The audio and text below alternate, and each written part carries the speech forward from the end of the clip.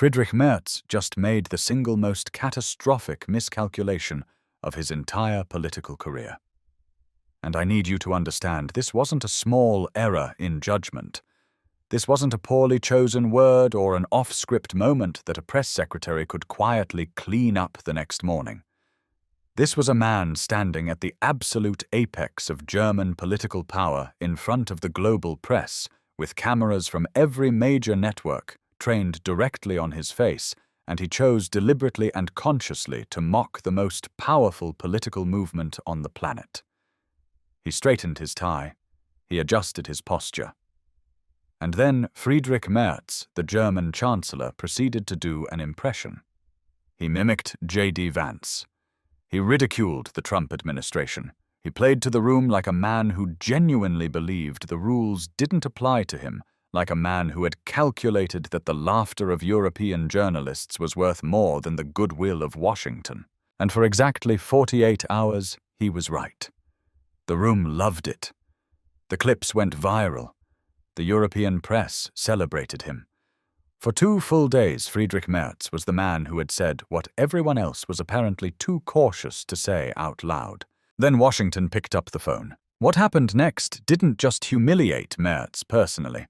It didn't just damage his approval ratings or complicate his next press conference. What happened next triggered a chain reaction that is now threatening to tear the entire European political order apart at the seams, and the process is nowhere near finished.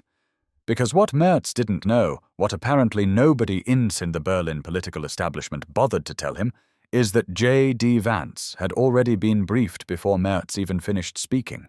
He had already seen the footage. He had already watched the clip, processed it, and by the time the German press was still congratulating their chancellor on his performance, Vance had already decided exactly how he was going to respond. Not emotionally, not impulsively, surgically. This isn't a story about a diplomatic spat between 2 governments with bruised egos. This isn't the kind of transatlantic tension that gets smoothed over at a summit dinner with handshakes and carefully worded joint statements. This is a story about a man who genuinely believed he could spit at the sun and walk away completely dry. And what makes it so extraordinary, what makes it worth sitting down and going through in detail, is that the consequences weren't just personal. They were structural. They exposed fault lines in the European political architecture that had been building for years, and Merz's moment of theatrical arrogance was simply the spark that finally set the whole thing alight. But to understand why that mockery landed like a grenade thrown directly into the middle of the Atlantic Alliance, you have to go back further. You have to understand the specific grinding, almost suffocating levels of desperation that drove Merz to perform it in the first place. Because Friedrich Merz did not arrive at the chancellorship as a man radiating confidence and strategic clarity. He did not walk into that office with a country at his back that was thriving, stable, and respected. He came to power as a man who was visibly, unmistakably running out of options, governing a country that was quietly hemorrhaging its industrial base, its global reputation, and its strategic relevance all at the same time, and doing so with a speed that was genuinely alarming to anyone paying close attention. The Germany that Friedrich Merz inherited was not the Germany that the world had spent decades admiring. It was not the Germany of the economic miracle, the export powerhouse, the engineering giant that had rebuilt itself from total destruction into the locomotive of the entire European economy. That Germany was receding in the rearview mirror, and the distance was growing faster than most people in Berlin were prepared to publicly acknowledge. The flagship automotive sector, the industry that had for generations served as the single most visible symbol of German industrial genius, was posting losses that would have been considered unthinkable just 5 years earlier. The names that had defined German manufacturing excellence for a century were now issuing profit warnings, announcing restructuring programs, and in some cases, beginning the quiet, humiliating process of shifting production capacity to countries that hadn't spent the previous decade making industrial energy ruinously expensive. And the energy situation was frankly grotesque. Chemical giants, companies with deep roots in the German economy, companies that had operated in the same locations for generations, were quietly relocating production. Not to neighboring European countries, to the United States, to Malaysia, to anywhere on Earth that wasn't actively punishing them for the basic act of turning on the lights and running their machinery. The Mittelstand, that legendary network of medium-sized, family-owned specialist manufacturers that had always been described as the hidden backbone of German economic genius. The quiet engine room beneath the headline brands was filing for insolvency at a rate not seen since the turbulent, painful years of the post-reunification crisis in the early 90s. These were not abstract statistics. These were communities. These were towns built around single industries that were now watching those industries disappear, and nobody in Berlin seemed to have a credible answer for what was supposed to replace them. Merz inherited this wreckage, and he understood the political mathematics immediately, because Friedrich Merz is, whatever else you might say about him, an intelligent man. He understood that the numbers told a brutal story, and that the story had a very direct implication for his own political survival. He needed Washington. Not wanted. Needed. The distinction matters enormously. A want is something you pursue when conditions are favorable. A need is something you pursue when the alternative is collapse. Without a visible, functional, productive working relationship with the Trump administration, Merz had nothing to offer.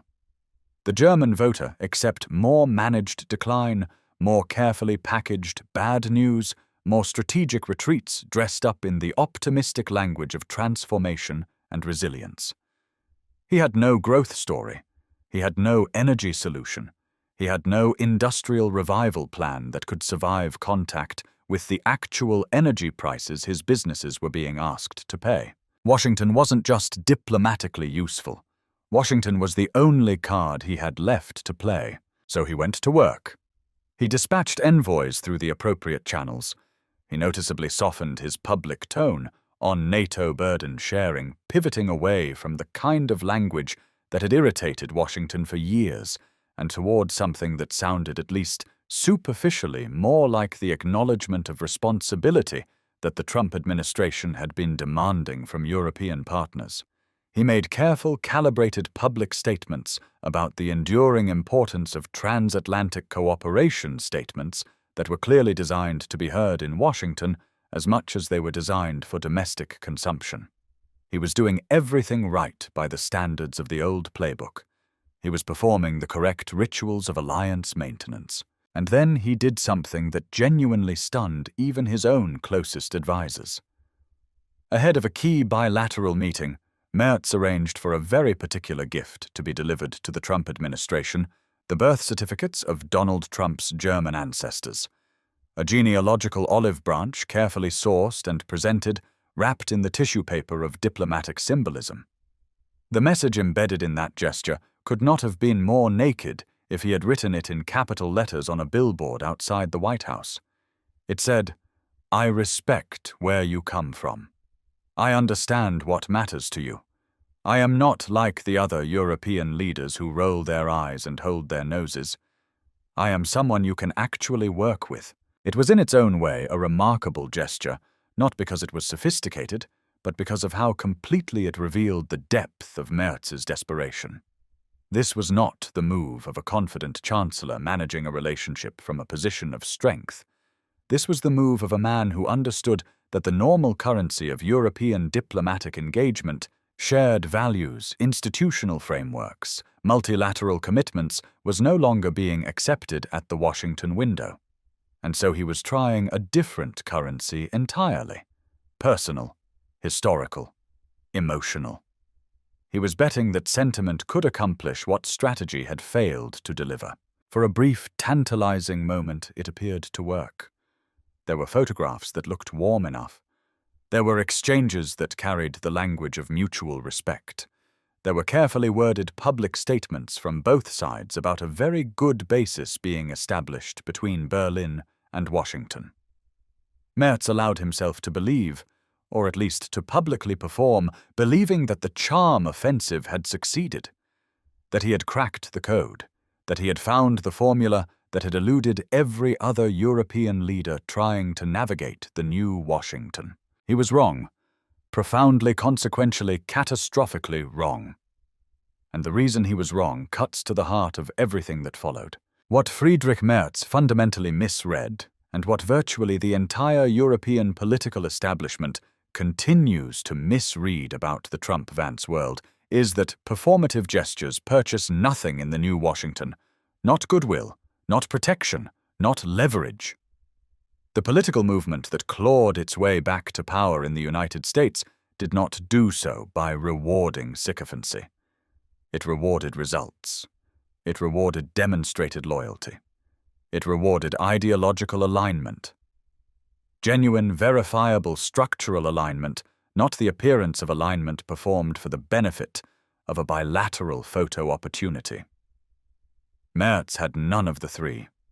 His government was still enforcing some of the most aggressive speech restriction legislation in the entire Western world.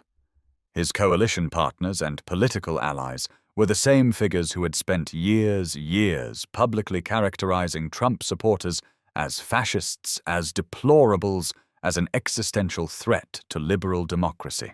The gift of an ancestry document was not going to paper over that history. A folder of birth certificates was not going to make Washington forget what Berlin had been saying about them for the better part of a decade. But Merz, cocooned inside the particular kind of unreality that the Berlin political bubble generates and sustains, believed the optics were sufficient. He believed that if the photographs looked right and the language sounded right, the substance would follow. That was his first mistake, and it set the stage with a kind of grim inevitability for everything that came after.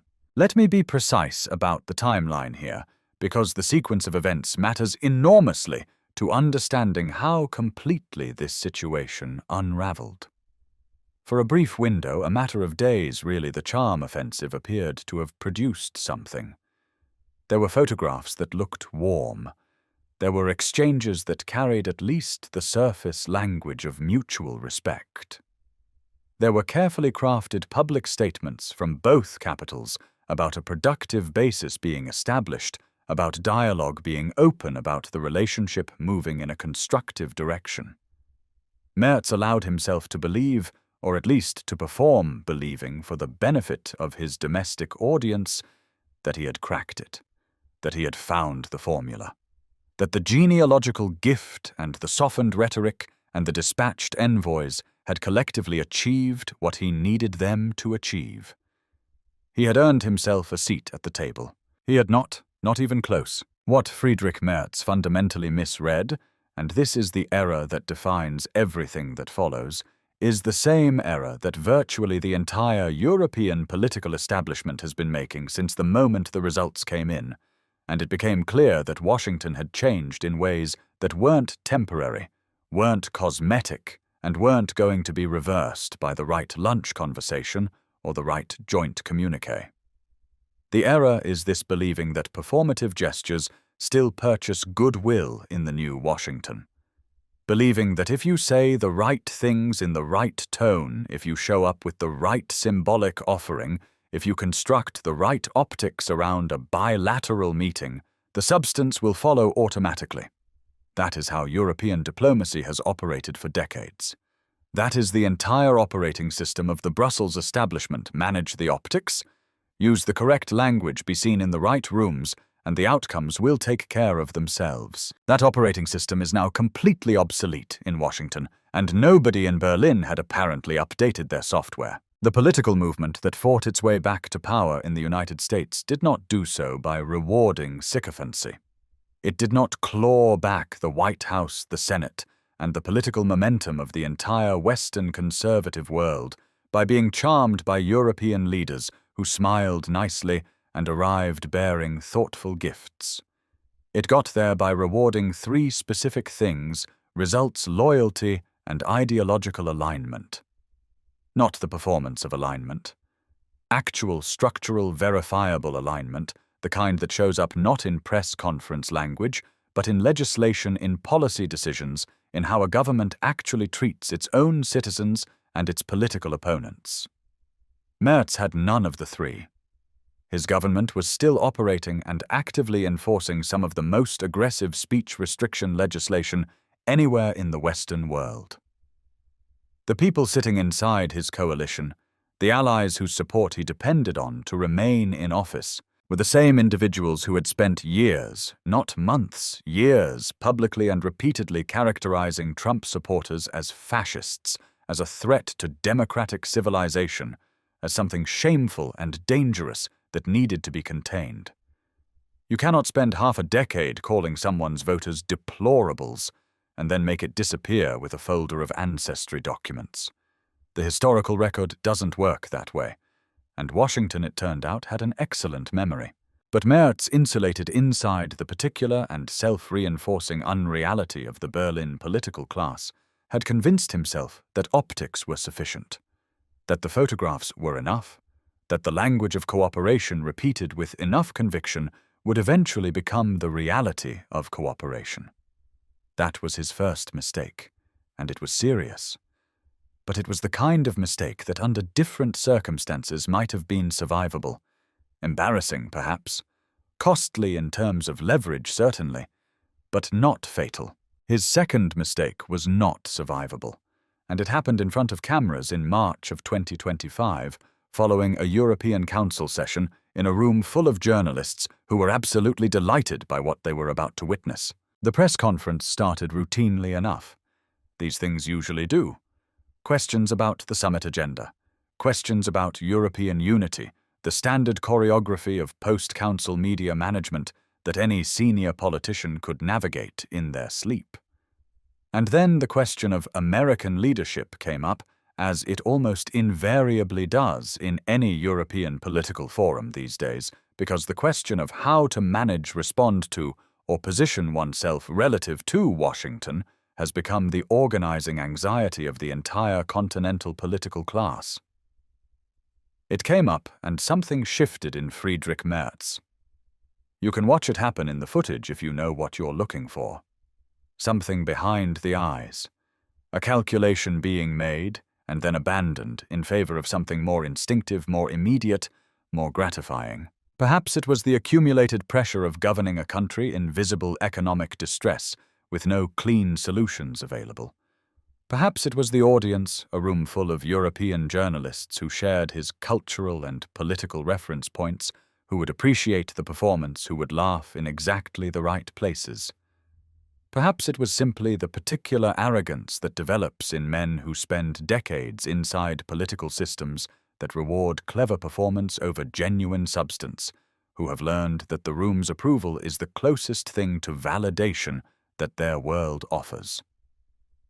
Whatever the cause, whatever the specific combination of pressure and vanity and miscalculation that produced the moment Merz stood up straighter, adopted a very particular expression, and began to perform. The hand gestures were unmistakable to anyone who had ever watched American political coverage. The slow, theatrical, skeptical delivery, the cadence, the pauses, the physical vocabulary of it was unmistakable. He was doing an impression. He was in front of the international press with cameras rolling and microphones live, doing a comedy impression of the President of the United States. By direct and inescapable extension, he was doing Vance. He was doing the entire administration. He was performing his contempt for the most powerful political office on the planet, for the entertainment of a room of journalists, while simultaneously his government was requesting that same office's military protection and energy supply. The room laughed. Of course it laughed. It was in purely technical terms quite well executed. The press corps appreciated it. The clips were cut and uploaded within minutes, and not by people who were going to use them sympathetically. By the time Merz's press secretary had processed what had just been captured on camera, the footage was already moving at speed through every major American conservative media outlet. The caption that attached itself to it was simple and absolutely devastating in its accuracy. The German Chancellor thinks this is funny. That was it. That was the entire frame. And it was unanswerable because it was true. Inside the West Wing, the reaction was not laughter. People who were close to the National Security Council in the hours after the clip began circulating described the atmosphere in terms that should have alarmed anyone paying attention in Berlin. Clinical. Cold. There was no shouting, no performative outrage, no angry calls to the German ambassador demanding an explanation. There was something far more dangerous than outrage. There was a very quiet, very deliberate, very focused conversation about what this specific moment revealed about Friedrich Merz as a strategic partner, about his judgment, about his values, about the gap between what he said in bilateral settings and what he apparently actually thought. And the conclusion that conversation reached was not a reprimand. It was a categorization. A leader who mocks you in private is a liability you manage. A leader who mocks you on camera in front of the international press, while his country is simultaneously requesting your military guarantee and your liquefied natural gas supply, is not a liability. He is a problem that requires a solution. The distinction between those two things is the distance between a difficult diplomatic relationship and a political demolition. Vance was briefed within hours of the footage going public. He watched it once. Once was sufficient.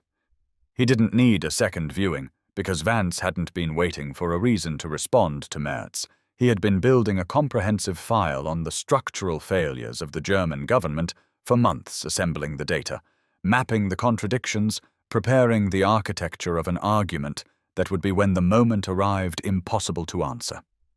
The press conference clip hadn't created the opportunity. It had simply provided the perfect, undeniable, publicly documented justification for using what he had already prepared. The timing was now. The opening was now. And nobody in Berlin had any idea what was about to hit them. This is the part that I keep coming back to, because it reveals something important about the difference between how these two political worlds actually operate.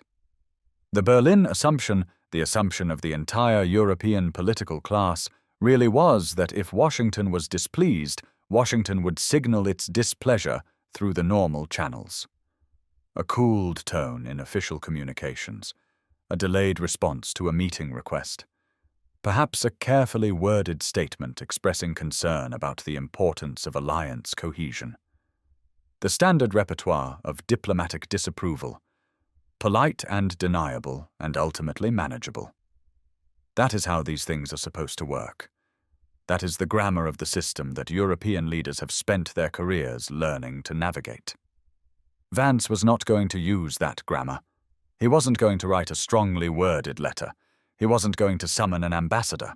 He wasn't going to issue a rebuke through official channels that Berlin's communications team could then spend a week carefully contextualizing and neutralizing in the domestic press. What Vance had learned, and this is the insight that makes him genuinely dangerous as a political operator, regardless of what you think about his politics, is that the most effective way to destroy a man's political position is not to attack the man directly.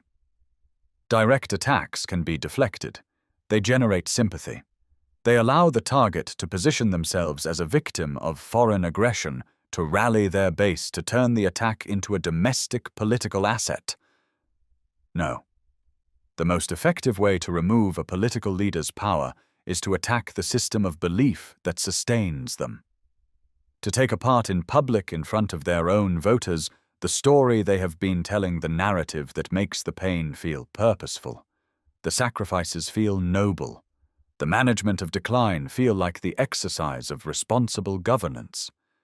Destroy the story, and you destroy the politician.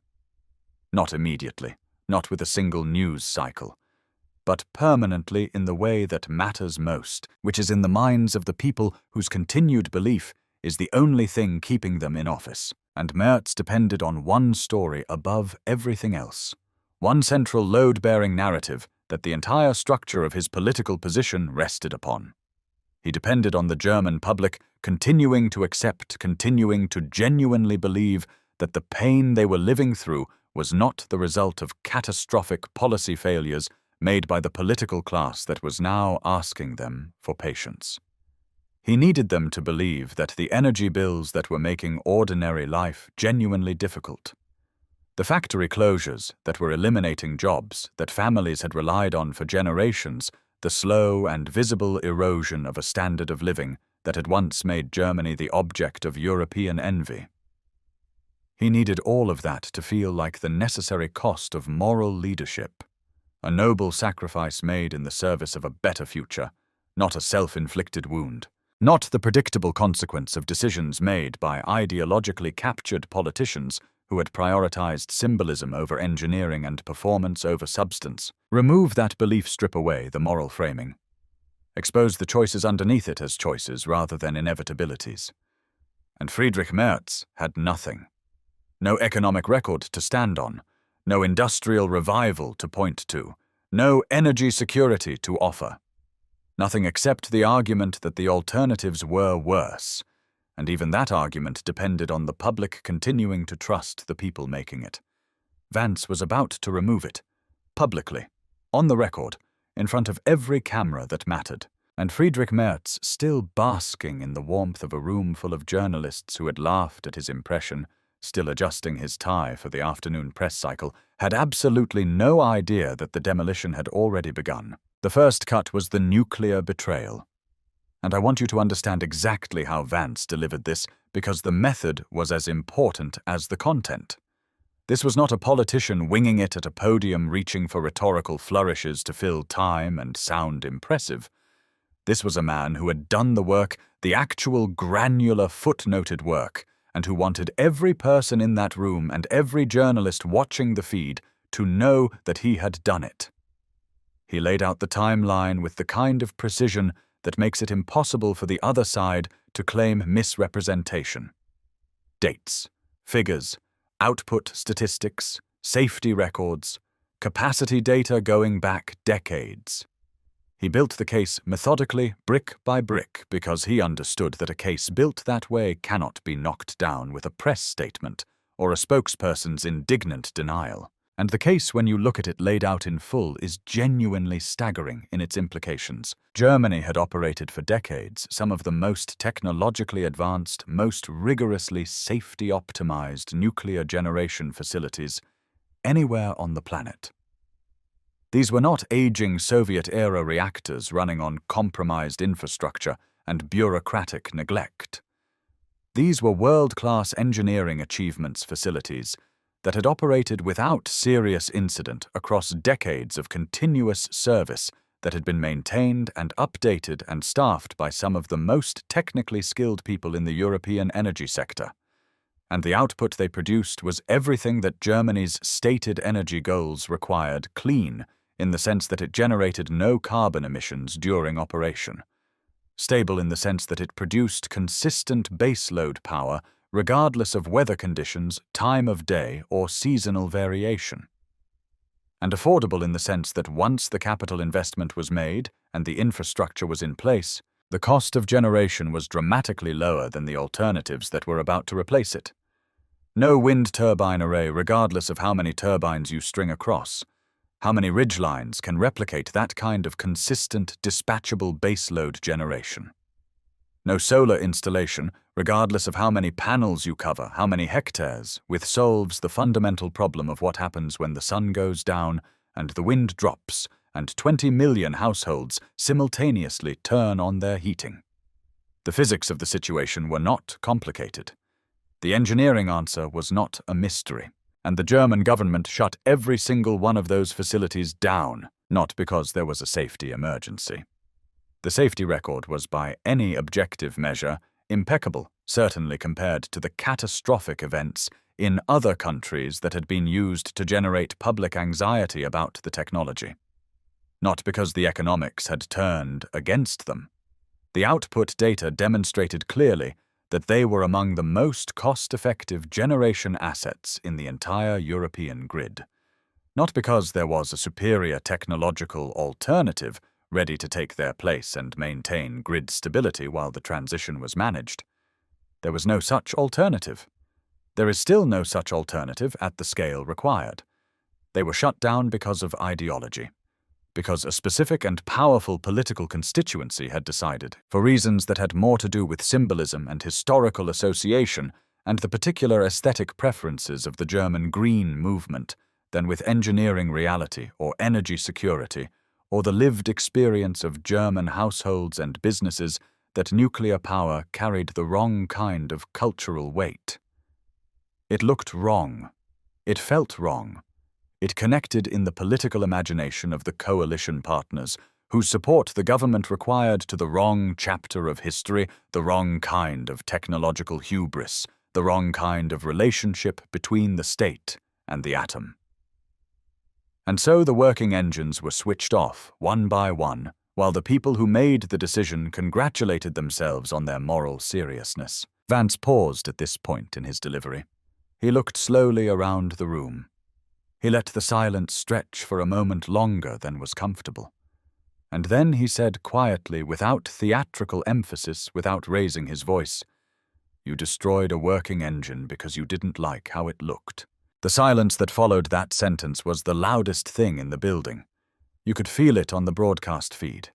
You could see it on the faces of the German officials in the front rows, that particular terrible expression of people who have just heard the most accurate description of their own decisions delivered without mercy and without the diplomatic softening that usually allows you to maintain the fiction that the criticism is somehow unfair or mischaracterized. It was not unfair. It was not mischaracterized. It was exactly right, and everyone in that room knew it.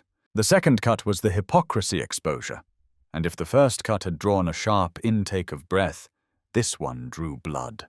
Vance turned his attention to what Berlin had actually done after it switched off its nuclear capacity.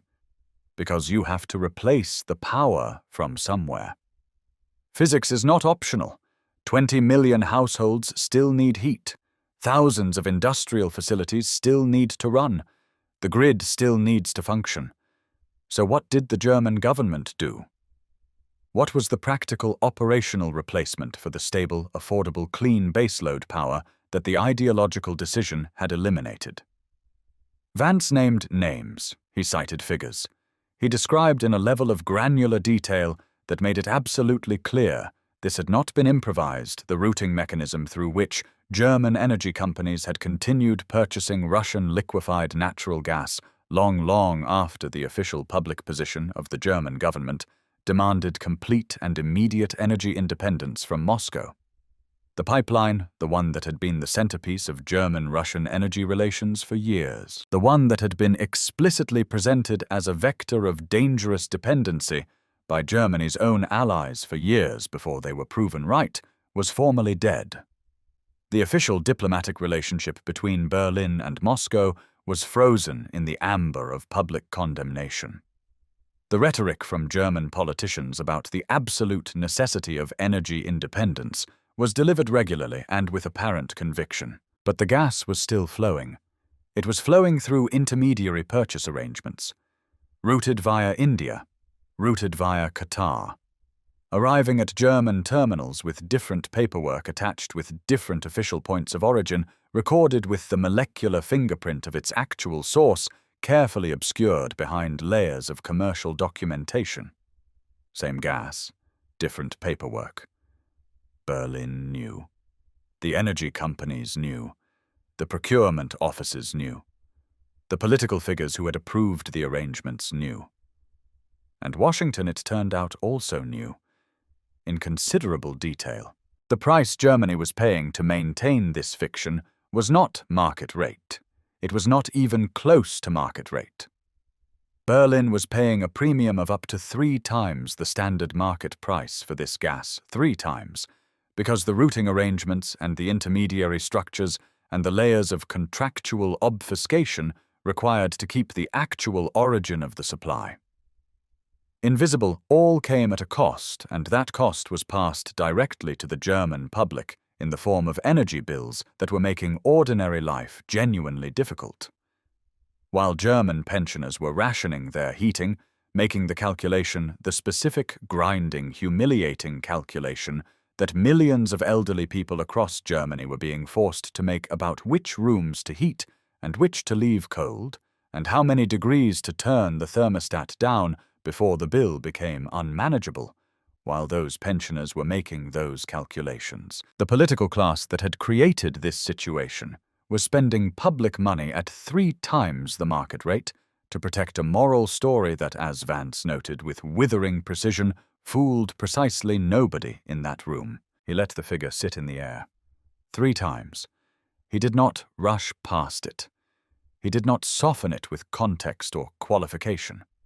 He allowed the room to sit with the arithmetic of it, to do the calculation themselves, to feel the weight of what it meant in practical human terms. And then, after a pause that felt much longer than it probably was, he moved to the third cut. The fracking contradiction was designed specifically to humiliate, not to inform, not primarily to illuminate a policy failure.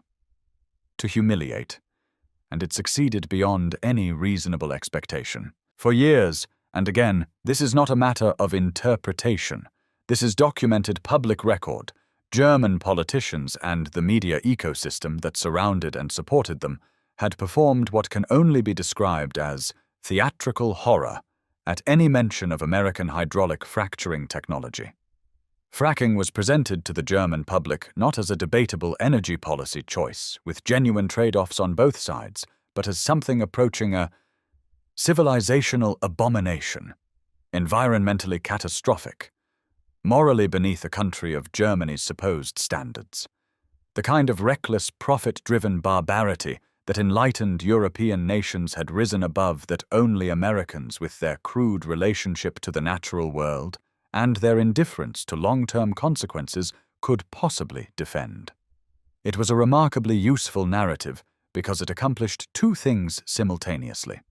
It allowed Berlin to reject American energy solutions on moral grounds, which felt satisfying and principled, and it positioned Germany as the conscience of the Western energy debate, the adult in the room, the nation that was willing to accept short-term sacrifice rather than compromise its values for cheap power. Vance dismantled this entire narrative in approximately 90 seconds. He pointed out with the specific figures, the specific dates, the specific procurement records that during the exact same period that German politicians were delivering their most impassioned public condemnations of American hydraulic fracturing technology, German state energy procurement offices were engaged in active ongoing negotiations to import American liquefied natural gas. The liquefied natural gas that is the direct, unambiguous, chemically traceable product of the fracking technology they were simultaneously denouncing on prime-time television. The condemnation was for domestic consumption for the German voter who had been told that their country stood for something better. The contracts were for energy survival for the procurement officers who understood that without American LNG, the grid was going to face serious problems. The 2 positions were not merely inconsistent. They were the operating definition of bad faith. You cannot call something poison in your parliament and then call the people who produce it and ask them to ship you as much as they can make. You told your people fracking was poison, Vance said, and the surgical edge in his voice cut clean through every layer of diplomatic atmosphere that had been carefully constructed in that room over the previous hours. Then you called us and asked us to ship you as much of it as we could produce. There is no answer to that. There is genuinely no response available to a government that has been caught in that specific contradiction with that level of documentation in that kind of public forum. You cannot deny it. You cannot contextualize it into something more flattering. You can only sit with it. But what made Vance's performance that day uniquely and lastingly devastating was not just the individual cuts, the nuclear decision, the Russian gas routing, the fracking hypocrisy. It was the frame he placed around all 3 of them, because Vance understood that you can present 3 policy failures and have the audience file them away as 3 examples of poor governance by a particular administration that might have made better choices. That is damaging, but it is manageable. What you cannot manage, what becomes a permanent indictment rather than a correctable record, is when those 3 failures are shown to be not isolated mistakes but the predictable documented consequence of a fundamental orientation toward performance over substance, toward symbolic positioning over engineering. Reality toward the management of domestic political optics at the expense of the actual material welfare of actual people. And to make that case stick, Vance zoomed out. He placed Germany's self-inflicted energy crisis inside a global strategic picture, and the comparison was merciless.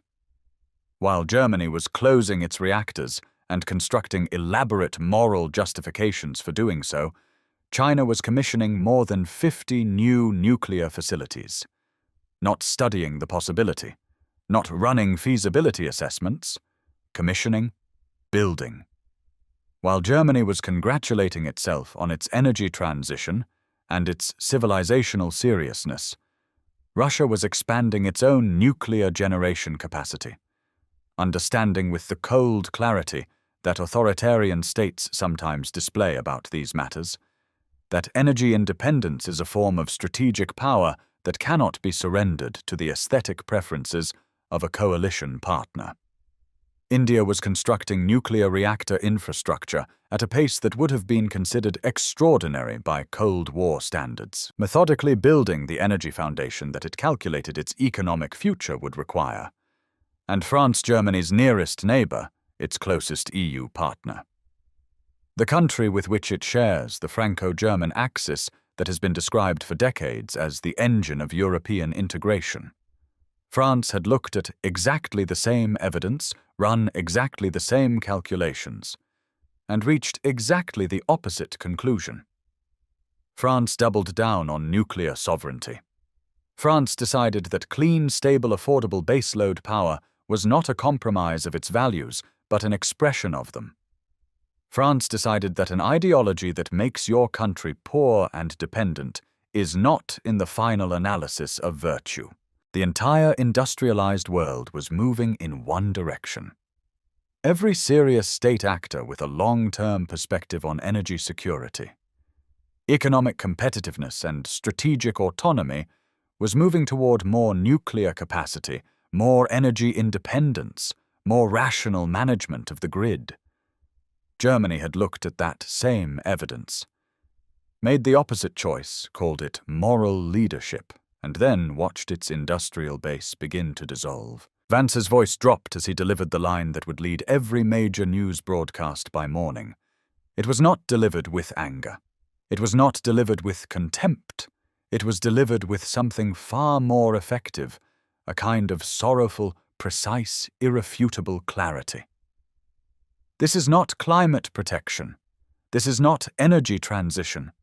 This is a great industrial nation choosing deliberately and knowingly to make itself poor. The room went still. Not restless still, the way rooms go still when they're uncomfortable and waiting for the discomfort to pass. Genuinely still.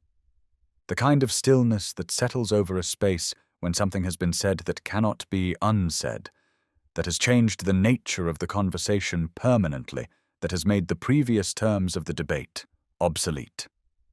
German officials who had walked into that building expecting the routine choreography of a transatlantic security forum, the speeches, the panels, the carefully managed disagreements, the polite dinner to follow, were now sitting inside what had become live political execution broadcast in real time to every major network on the planet, and they had no script for this situation because nobody had told them this situation was possible. But Vance was not finished. The energy demolition, as thorough and as devastating as it was, had been the opening argument. The warm-up act.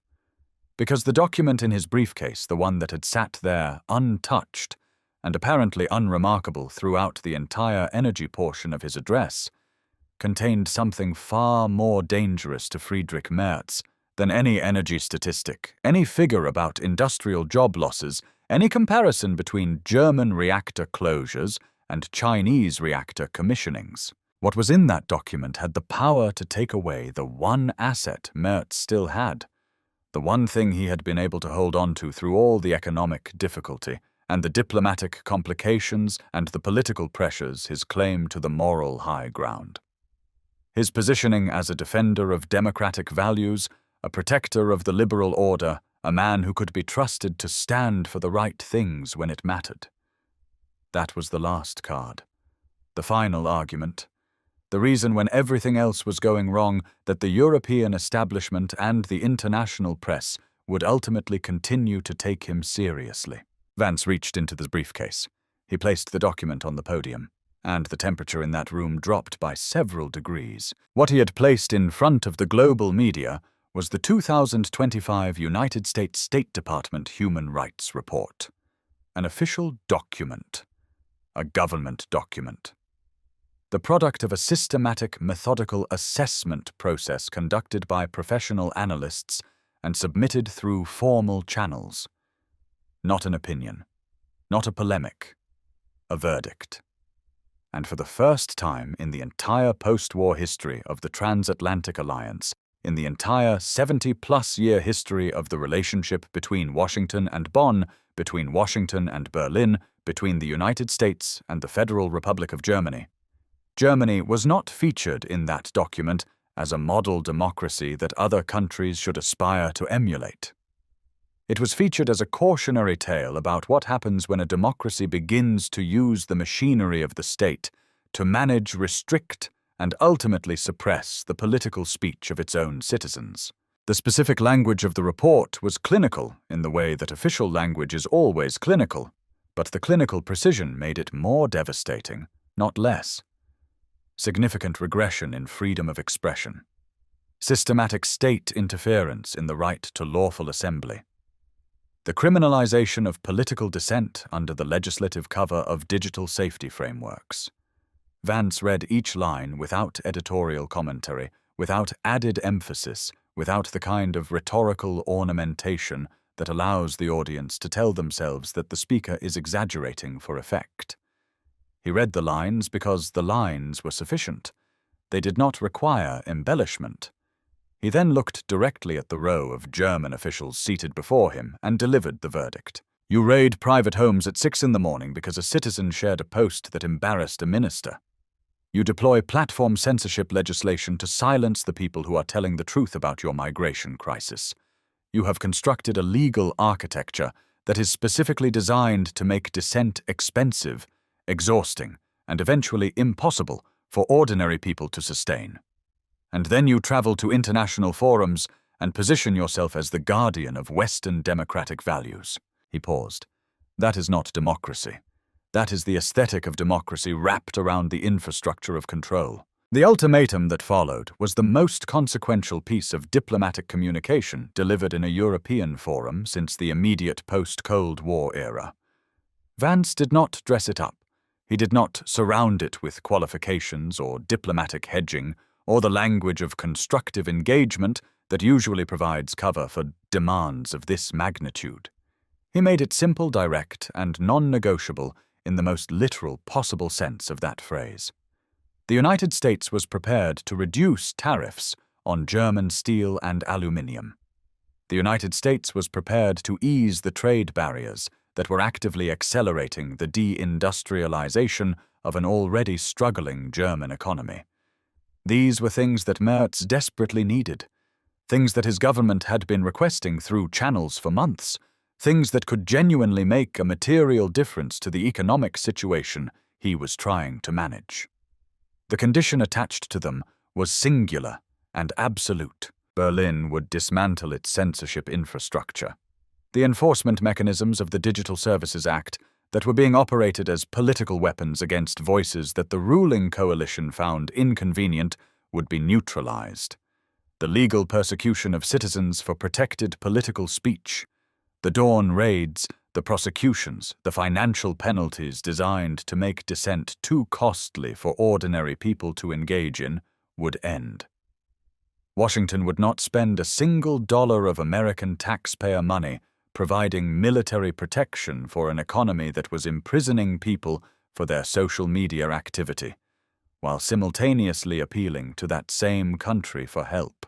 The Brandmauer, the firewall that Merz had constructed and maintained with such political energy, the explicit policy of refusing any cooperation with any acknowledgement of any engagement with the AfD as a legitimate political actor, was now directly in Washington's crosshairs. and every single person in that room understood with complete clarity what that meant for the arithmetic of German coalition politics and the architecture of German democratic legitimacy. Washington's signal had stopped being subtle. It had, in the space of a single afternoon, become unmistakable. While Merz was being taken apart at the podium, senior figures connected to the Trump administration had already held meetings with the AfD leadership. These meetings were not secret operations, not back-channel whispers that could be plausibly denied. They were not meant to be secret. They were meant to be seen.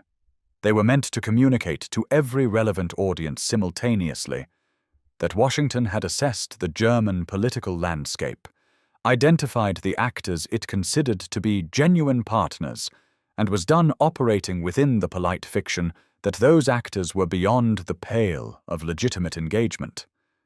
The panic that erupted inside the established German parties within hours of the story breaking was not performative. It was real, visible, and spreading because what Washington had just demonstrated was not merely that it was happy with Merz. It had demonstrated that it no longer needed him. It no longer needed his party. It no longer needed the entire architecture of German political relationships that had governed the transatlantic dynamic for 30 years. It had found different partners it described as patriots, and it had decided publicly and on the record that it was finished, pretending those partners didn't exist. Friedrich Merz walked into 2025 with a very specific self-conception. He was the indispensable man. The one European leader with the combination of conservative credibility, political intelligence, and personal temperament necessary to manage the Trump administration without either capitulating to it or provoking it into open hostility. He was the bridge between the old European institutional order and the new Washington reality, between the values of the liberal democratic tradition and the transactional nationalist political culture that had taken up residence in the White House. He was, in his own estimation, and in the estimation of a significant portion of the European press, the adult in the room. He ends this chapter as something else entirely. He ends it as a warning, a case study with full documentation and live broadcast footage in what happens when a political class confuses performance for strategy, when it mistakes the approval of a sympathetic press corps for actual leverage, when it allows the arrogance of long-established institutional position to override the basic situational awareness that effective leadership requires. The cameras that captured him mocking Vance are the same cameras that captured Vance reducing his political position to rubble in a single afternoon. The German public watched both broadcasts. They are not by any measure a stupid or inattentive public, and in 2026 they will have the opportunity to render their own verdict on what they saw.